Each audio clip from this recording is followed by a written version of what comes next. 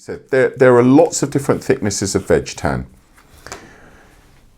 It's all using the material that looking at the particular design, what's going to be most suitable for the particular design you're working on.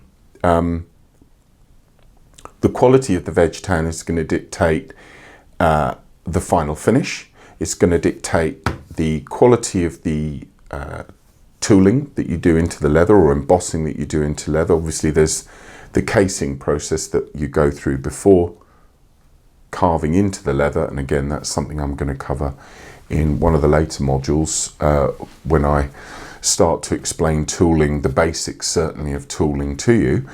And this is where you're going to start to notice the differences between using a rubbish scrap of leather versus a really good quality leather.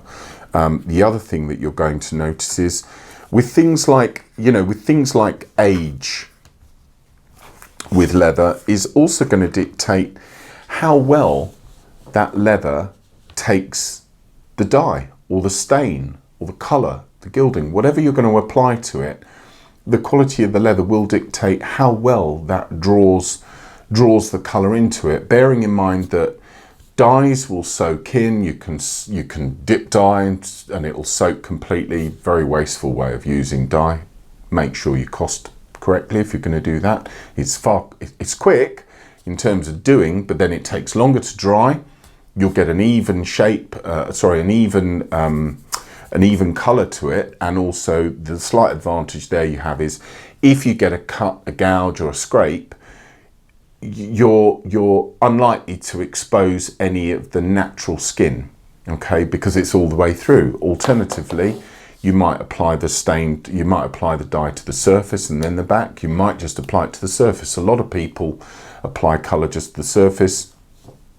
I apply it both sides because I'm OCD, and as much as I'm never going to see the inside, when I take it off, that's the time I see it. I want it to look tidy, okay? If anything is exposed, I want to make sure that the colour is there and it looks tidy.